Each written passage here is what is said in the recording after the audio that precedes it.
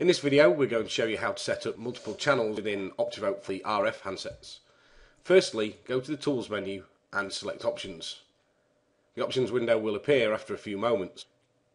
When the option window appears, we need to click on the Config tab. At this point, I've assumed you've already got the receiver plugged into the computer. We need to work out which COM port the receiver is plugged into. We do that by clicking on the Detect icon. Optivote will run a quick scan to work out which port the receiver is plugged into. Now at this point we need to tell Optivote which channels we're using. Take one of your handsets or a group of the handsets and turn them over and check which channels you're using. It will be shown with a letter on the label on the back of the handset. In this scenario I'm going to assume we're using channels A, D and E. So in the channel box we type in A, D, E. This sets up the three channels.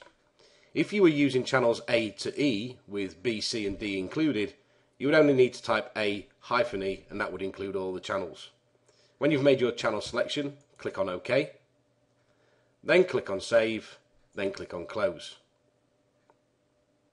We're now going to go to the Classes tab where we're going to add a new class into the database. The quickest and easiest way to do that is right click on your database name and select New Class with Students.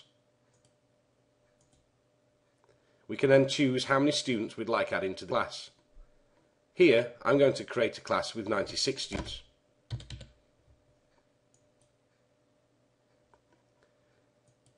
If I now show you the class, you can see that our class is full of students numbered 1 through to 96, all on channel A. But we're using channels A, D and E, so we need to reassign the handsets. To do that, right click on your chosen class and select Reassign Handsets from the menu. We need to clear the handset numbers that have already been allocated, so click on Clear.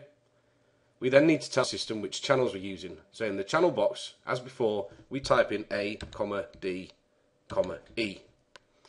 If you haven't set the system up ready for multiple channels, you will only be able to add one channel letter into this box. We then need to tell the system the handset numbers. Each set of handsets will probably have 32 handsets in.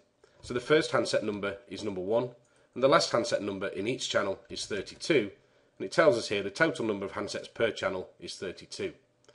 Now click on Assign and then Close. And you'll now see that the class is labelled A1 to 32, D1 to 32 and E1 to 32. You should now be ready to go and deliver your content.